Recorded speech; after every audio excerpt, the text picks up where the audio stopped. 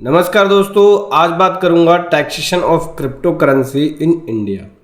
P2P trading के अंदर अगर आप क्रिप्टो करेंसी में P2P ट्रेडिंग करते हैं तो उस केस में टैक्सेशन कैसे होगा, किस प्रकार से टैक्स लगेगा, टैक्स का रेट क्या होगा, क्या इस पे TDS एप्लीकेबल होगा, क्या 1% TDS भरना होगा। जैसा कि आप सभी जानते हैं P2P ट्रेडिंग में TDS और टैक्स दोनों ही लगता है। मार्केट में बहुत सारी मिसकंसेप्शंस है, कन्फ्यूजन्स है, लेकिन मैंने डिटेल में स्टडी करके ये वीडियो बनाया है।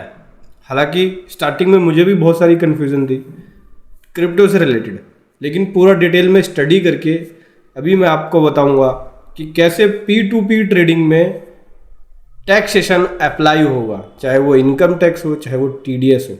उससे पहले बताना चाहूँगा दोस्तों, जो भी भाई बंधु मेरे चैनल पे पहली बार है, इस वीडियो को पहली बार देख रहे हैं, जिन्होंने अभी तक सब्सक्राइब नहीं किया, सब्सक्राइब कर लीजिए, साथ ही साथ बेल आइकन पे भी क्लिक कर लीजिए ताकि इस तरह का कंटेंट आपको मिलता रहे।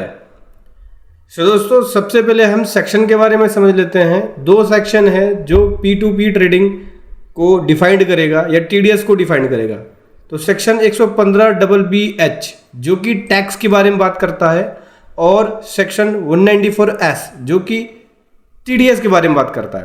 तो सबसे पहले हम बात करते हैं सेक्शन 115BBH जो कि फाइनेंस एक्ट 2022 के अंदर इसको इंट्रोड्यूस किया गया। इसके ऊपर फ्लैट 30% का टैक्स लगाया गया जब भी कोई क्रिप्टो ट्रांसफर की जाएगी। ट्रांसफर का मतलब हो गया कि सेल करना, उसके बदले में आपको अमाउंट रिसीव होना, कंसिडरेशन रिसीव होना, ये सेल करना, बेचना, ठीक है। तो उसके ऊपर आपको 30% का टैक्स देना पड़ेगा जो कि इफेक्टिवली 1 अप्रैल 2022 से है। ये रेट अप्लाई करता है अगर आपकी इनकम कैपिटल इनकम हो या फिर बिजनेस इनकम हो। मतलब कि सेक्शन 115BBH दोनों पे ही लगेगा, कैपिटल इनकम हो या बिजनेस इनकम हो। हालांकि P2P ट्रेडिंग को आप बिजनेस इनकम के रूप में कंसीडर कर सकते हो, और बिजनेस इनकम जो है वो इनकम टैक्स एक्ट के अंदर क्या है, बिजनेस इनकम जहां भी बनेगी उस पर फ्लैट टैक्स नहीं लगेगा, स्लैब रेट के अकॉर्डिंग लगेगा। लेकिन ये जो सेक्शन है, सेक्शन 115BBH, ये जो बिजनेस इनकम का प्रोविजन है उसको ओवरराइड कर रहा है। ओवरराइड का मतलब हो गया उसको ओवरटेक कर रहा है। जैसे गाड़ी चलती है, एक गाड़ी दूसरी गाड़ी से आगे निकल गई, ओवरटेक कर लिया, ऐसे ही ओवरराइड कर दिया। तो सेक्शन 115BBH बिजनेस इनकम की डेफिनेशंस को, जो बिजनेस इनकम में टैक्स लगने वाला था, उसको ओवरराइड करके 30% का टैक्स क्रिप्टो पे लगा रहा है अगर आप P2P ट्रेडिंग करोगे तो। और न ही इसके ऊपर आपको कोई डिडक्शन मिलेगा, चाहे वो आपके कोई भी एक्सपेंसेस हो जैसे कॉस्ट ऑफ एक्विजिशंस, ठीक है, और ना ही आप इसके अंदर लॉस को सेट ऑफ कर सकते हो, ठीक है। दूसरा सेक्शन है TDS के बारे में। सेक्शन 194S बोलता है TDS ऑन VDA। VDA यहाँ पे क्रिप्टो को बोला गया है, वर्चुअल डिजिटल एसेट्स, ठीक है। तो 1 जुलाई 22 से TDS भी लगा दिया गया क्रिप्टो के ऊपर, जो कि 1% TDS काटा जाएगा। यहाँ पे ये कहा जा रहा है कि जब भी कोई क्रिप्टो खरीदी जाएगी, क्योंकि जो बेचेगा वो TDS नहीं काटेगा, जो खरीदेगा वो TDS काटेगा।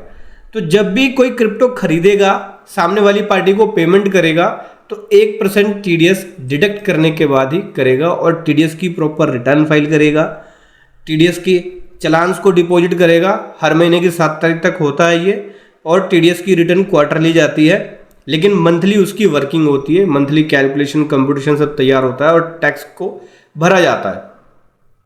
तो उसमें मंथली वर्किंग भी है और क्वार्टरली वर्किंग भी है। देखो यहाँ पे स्पेसिफाई पर्सन का मतलब क्या है, बोलता है कि 50,000 रुपये स्पेसिफाई पर्सन के लिए और 10,000 रुपये अदर के लिए। स्पेसिफाई पर्सन का मतलब हो गया कि ऐसे इंडिविजुअल या HUF जिनकी साल की इनकम अगर बिजनेस एंड प्रोफेशन से बनती है, तो बिजनेस में 1 करोड़ से ज़्यादा नहीं है और प्रोफेशन में 50 लाख से ज़्यादा नहीं है, तो उस केस में 50,000 की लिमिट होगी। अगर 50,000 का अमाउंट साल में क्रॉस हो जाता है तो TDS काटना होगा, और इसके अलावा कोई और अदर पर्सन है तो 10,000 का लिमिट है, जो कि 1% TDS कटेगा। TDS की लायबिलिटी किसके ऊपर आएगी? बायर के ऊपर। बायर का मतलब जो क्रिप्टो खरीद रहा है उसके ऊपर TDS की लायबिलिटी आएगी। 1% का TDS पेमेंट करने के बाद ही, यानी 1% TDS काटने के बाद ही सामने वाले बंदे को जो क्रिप्टो खरीदा है उसकी पेमेंट वो करेगा।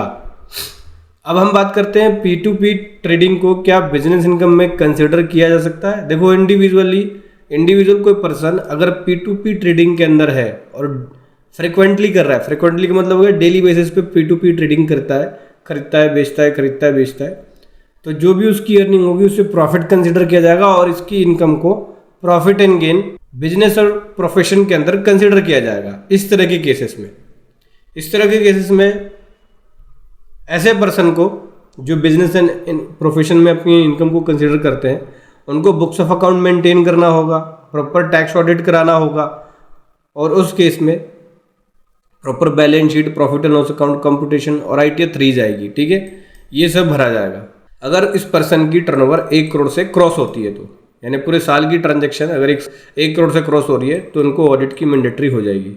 10 करोड़ की लिमिट मिल जाएगी तब जब बैंक में कोई भी कैश की ट्रांजैक्शन नहीं है, यानी कैश की ट्रांजैक्शन 5% से कम है टर्नओवर का तो 10 करोड़ की लिमिट मिल जाएगी, और कैश की ट्रांजैक्शन है तो 1 करोड़ की लिमिट मिलती है। उस केस में आपको proper tax audit, books of accounts, balance sheet, profit and loss account सब कुछ कराना पड़ेगा। समझ गए? देखो वहाँ पे आपको एग्जांपल थ्रू समझाता हूँ। एक इंडिविजुअल 150 P2P ट्रेड कर रहा है एक फाइनेंशियल ईयर के अंदर और टोटल प्रॉफिट 10 लाख रुपये अर्न कर रहा है, यानी टोटल 10 लाख रुपये कमा रहा है और 150 P2P क्रिप्टो की ट्रेडिंग करी है इसने। ठीक है, इसकी इनकम को बिजनेस इनकम में कंसिडर किया जा सकता है क्योंकि फ्रिक्वेंटली काम कर रहा है और लगातार ट्रेडिंग कर रहा है, खरीद रहा है बेच रहा है, खरीद रहा है बेच रहा है।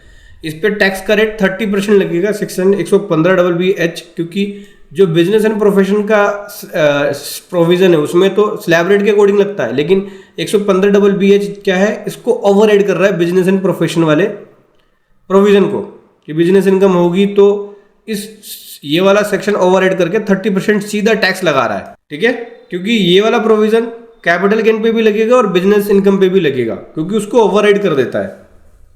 P2P ट्रेडिंग के अंदर टैक्स की लायबिलिटी क्या आएगी, तो 10 लाख के ऊपर 30%, 3 लाख का टैक्स बनेगा और 1% TDS भी काटना होगा जहां जहां उसने क्रिप्टो खरीदा होगा, यानी खरीदने पे भी 1% TDS और बेचने पे 30% टैक्स। बेचने पे मतलब बेचने के बाद जो प्रॉफिट निकलेगा उसके ऊपर 30% टैक्स। ITR 3 फाइल होगी, इसके अंदर proper books of account maintain होगा, सारे डॉक्यूमेंट्स, TDS की रिटर्न फाइलिंग होगी। ठीक है, और अगर आप अच्छे से सिस्टमेटिक तरीके से कर रहे हो P2P ट्रेडिंग तो आप इसमें GST नंबर और MSME अप्लाई करके एक प्रॉपर फॉर्म बना के कर सकते हो काम। लीगली है P2P ट्रेडिंग, इलीगल नहीं है। ठीक है, बस आपको सारे कंप्लायंसेस फॉलो करने हैं। आप चाहे तो हमारी पेड प्रोफेशनल सर्विसेज ले सकते हैं क्रिप्टो के केस में P2P ट्रेडिंग में, जहां पे आपको बेस्ट प्रोफेशनल के द्वारा tax audit, ITR filing, books of accounts, TDS return filing की पेड सर्विसेज दी जाती है। लिंक वीडियो के डिस्क्रिप्शन में है। अब हम बात करेंगे रिसेंट चेंजेस क्या किया गया है। बजट 2025 के अंदर चेंजेस किया गया है सेक्शन 115BBH के अंदर 1% जो TDS होगा वो रिमेन्स एप्लीकेबल होगा, 30% भी लगेगा।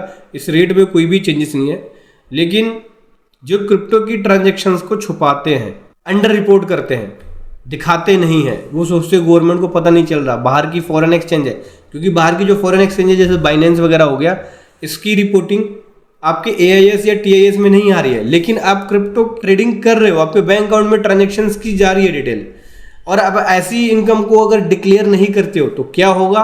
बजट के अंदर चेंजेस किया गया है। अब समझ लो गवर्नमेंट क्या कर रही है, ऐसे पर्सन्स का पीछे की रिटर्नों का स्क्रूटनी करेगी, असेसमेंट करेगी, जिसे ब्लॉक असेसमेंट बोलते हैं। और अनडिस्क्लोज इनकम मतलब ऐसी इनकम जिसको आपने दिखाया ही नहीं, यानी क्रिप्टो इनकम जिसको आपने छुपा लिया, गवर्नमेंट से बचा लिया, पिछले 10 साल की रिकॉर्ड्स को चेक कर सकते हैं और ब्लॉक असेसमेंट करेंगे और उस केस में सीधा 60% का टैक्स लगा देंगे।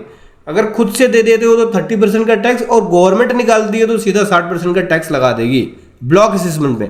तो गलती ना करें, अगर क्रिप्टो ट्रेडिंग कर रहे हैं प्रॉपर सिस्टमेटिक तरीके से करें ताकि आपको दिक्कत ना आए।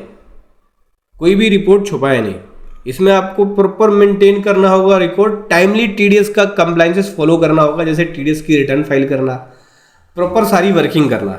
ठीक है, साथ ही साथ एक्यूरेट रिपोर्टिंग ITR 3 के अंदर देना, अपने बुक्स ऑफ अकाउंट को मेंटेन करना, उसके अकॉर्डिंग डिटेल्स को देना।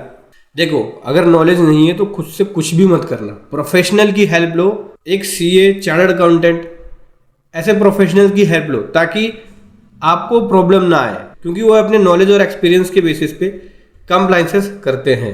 कुछ भी गलती कर दी तो भारी पेनल्टी और नुकसान झेलना पड़ सकता है।